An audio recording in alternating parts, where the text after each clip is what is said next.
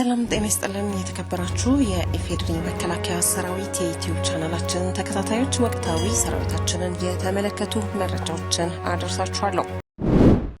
የመከላከያ ሚኒስትር ኢንጂነር አይሻ መሐመድ የመከላከያ ሰላም ማስከበር ማዕከል የተሳለጠ የትምህርት አሰጣጥ እንዲኖር የሚያስገነባቸውን መሰረተ ልማቶች ተዘዋውረው ተመለከቱ። የሰላም ማስከበር ማዕከል ከአመሰራረቱ ጀምሮ በሰላም ማስከበር ግዳጅ በሱዳንና በሶማሊያ ግዳጅ ላይ ያለውን አሁናዊ ሁኔታ አጭር ማብራሪያ የተደረገላቸው ሲሆን ጠንካራ የሰላም አስከባሪ ሰራዊት ለመገንባት ማዕከሉ በጥረት እየሰራ ስለመሆኑም ተብራርቷል። የመከላከያ ሚኒስትር ኢንጂነር አይሻ መሐመድ ጠንካራ የትምህርት ልህቀት እንዲኖር ማዕከሉ እየሰጠ ያለው የማስተርስ ትምህርትና አጫጭር ኮርስ ተጠናክሮ መቀጠል እንዳለበት ጠቁመው ወታደራዊ ግንኙነት ወሳኝ በመሆኑ በህዝብ ዘንድ የኔነት ስሜት ሊፈጥር የሚችል ተጨማሪ ስራ መስራት ይገባልም ብለዋል። የሌላ ሀገራትን በመጋበዝ የሰላም ማስከበር ማዕከሉ በየጊዜው እየተሰራ ያለውን እንዲጎበኙ ማድረጉ ሀገራችን የአፍሪካ የብልጽግና ተምሳሌት መሆኗን ማሳያ ስለሆነ ተጠናክሮ ሊቀጥል ይገባልም ብለዋል። የመከላከያ ሰላም ማስከበር ማዕከል አዛዥ ሜጀር ጀነራል አዳምነህ መንግስቴ ማዕከሉ ከዘመኑ ጋር እኩል ለመራመድ ደረጃውን የጠበቀ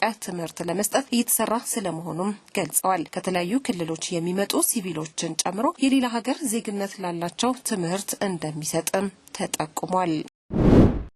የኢፌዴሪ አየር ኃይል ዋና አዛዥ ሌተናንት ጀነራል ይልማ መርዳሳ በአቪዬሽን ሙያ ተቋሙን ለማገልገል ወደ አየር ኃይል አካዳሚ ለስልጠና የተቀላቀሉ ምልምል የሰራዊት አባላትን በአየር ኃይል ጠቅላይ መምሪያ ተቀብለው አነጋገሩ። ሌተናንት ጀነራል ይልማ መርዳሳ የኢትዮጵያ አየር ኃይል የተጣለበትን ተልዕኮ በአስተማማኝ ሁኔታ በመወጣት የሀገር ሕልውናንም በጀግንነቱ ያጸና ተቋም መሆኑን ገልጸው ተቋሙ በዚህ ሁሉ የታሪክ ጉዞ ውስጥ ከራሳቸው ይልቅ ሀገር ያስቀደሙና ለኢትዮጵያ ክብር ሲሉ የተዋደቁ ታላላቅ ጀግኖች ያፈራ ስለመሆኑም አውስተዋል። ሰልጣኞቹ ተልኳቸውን በጽኑ ሊረዱ እንደሚገባ ያስታወቁት ሌተናንት ጀነራል ይልማ መርዳሳ በቀጣይም ከወታደራዊ ማሰልጠኛ ትምህርት ቤት እስከ አየር ኃይል አካዳሚ ድረስ በተዋረድ የሚሰጡትን ስልጠናዎች በብቃት ለማጠናቀቅ ራሳቸውን በስነ ልቦና ብሎም በአካልና በአእምሮ ብቁ ማድረግ እንዳለባቸውም አሳስበዋል። በእለቱ የኢትዮጵያ አየር ኃይል አካዳሚ በቅርቡ ከተለያዩ የሀገሪቱ ክልሎችና የከተማ መስተዳድር መልምሎ መስፈርቱን ያሟሉ ሰልጣኞችን በአቪዬሽን ሙያ ዘርፍ ወደፊት ተቋሙን እንዲያገለግሉ በተያዘው እቅድ መሰረት ለማሰልጠን ወደ አየር ኃይል አካዳሚ ያስገባ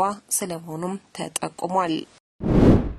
ሀገራችን ብዙ ፈተናዎች ቢገጥሟትም በጀግኖች ልጆቿ መስዋዕትነት ዘመናትን ትሻገራለች ሲሉ የደቡብ ዕዝ ዋና አዛዥ ሌተናንት ጀነራል ሰለሞን ኢተፋ ገለጹ። የደቡብ ዕዝ ዋና አዛዥ ሌተናንት ጀነራል ሰለሞን ኢተፋና የዕዙ ከፍተኛ አመራሮች የአንድ ኮር ሰራዊት ሁለንተናዊ የማድረግ አቅም ከፍ ለማድረግ እያሰለጠናቸው የሚገኘውን የበታች ሹም አመራሮችን የስልጠና ሂደት ተመልክተዋል። በርካታ ሀገራት በአሸባሪዎች ሴራና በሌሎች ምክንያቶች ሲከፋፈሉ ተመልክተናል ያሉት ሌተናንት ጀነራል ሰለሞን ኢተፋ ሀገራችን ፈተናዎች ቢገጥሟትም በጀግኖች ልጆቿ መስዋዕትነት ዘመናትን ትሻገራለችም ብለዋል። ሰልጣኞች ይህንን ታሪካዊ ገድል ለማስቀጠል በስልጠና የሚገኘውን እውቀትና ክህሎት ከልምድ ጋር አዳብረው ወደ ተግባር በመለወጥ የሀገራችንን ሉዓላዊነትና አንድነትን አስጠብቆ ለትውልድ ለማሸጋገር መስራት እንደሚጠበቅባቸውም ገልጸዋል። በየጊዜው የህዝባችንን አንድነት ለመሸርሸር የሚያሴሩ ጽንፈኞች ላይ ሰራዊታችን እየተጎናጸፈ የሚገኘው የአሸናፊነት መንፈስና ድል ተከታታይነት ባላቸው ስልጠናዎች በተገኘ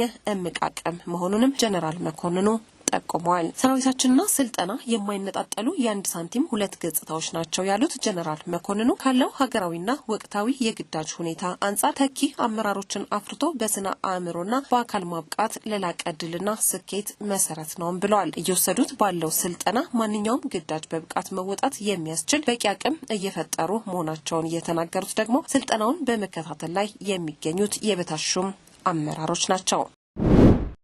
ኢትዮጵያ ለቀጠናው ሰላም መስፈን እያበረከተች ያለው አስተዋጽኦ ከፍተኛ ነው ሲሉ የመከላከያ ውጭ ግንኙነትና ወታደራዊ ትብብር ዋና ዳይሬክቶሬት ዳይሬክተር ሜጀር ጀነራል ተሾመ ገመቹ ገለጹ። በአሜሪካ አሚር ዋር ኮሌጅ የሚማሩ ከፍተኛ መኮንኖችና የኮሌጁ ከፍተኛ የስራ ኃላፊዎች በመከላከያ ሚኒስቴር ትምህርታዊ ጉብኝትም አካሂደዋል። በጉብኝቱ አሁናዊ የአፍሪካ ቀንድ ቀጠና የጸጥታ ሁኔታን በአግባቡ የሚዳስስ ገለጻ የተደረገ ሲሆን የመከላከያ ውጭ ግንኙነትና ወታደራዊ ትብብር አስተዳደር ዋና ዳይሬክቶሬት ዳይሬክተር ሜጀር ጀነራል ተሾመ ገመቹ በውይይቱ ላይ በተነሱ ጉዳዮችና የቀጠናውን የጸጥታ ሁኔታ በተመለከተ ሰፊ ማብራሪያ ሰጥተዋል። በቀጠናው ከአሸባሪነት፣ ከአክራሪነት፣ ከኢኮኖሚና መሰል ጉዳዮች ጋር የተያያዙ የጸጥታ ችግሮች መኖራቸውንና ኢትዮጵያ ለቀጠናው ሰላም መስፈንና መረጋጋት ያበረከተችውና እያበረከተችው ያለው አስተዋጽኦ ከፍተኛ ስለመሆኑም ተገልጿል። ኢትዮጵያ ለቀጠናው ጸጥታ መሻሻል እያደረገችው ካለው ከፍተኛ አስተዋጽኦ አንጻርም ከትሩፋቶቹ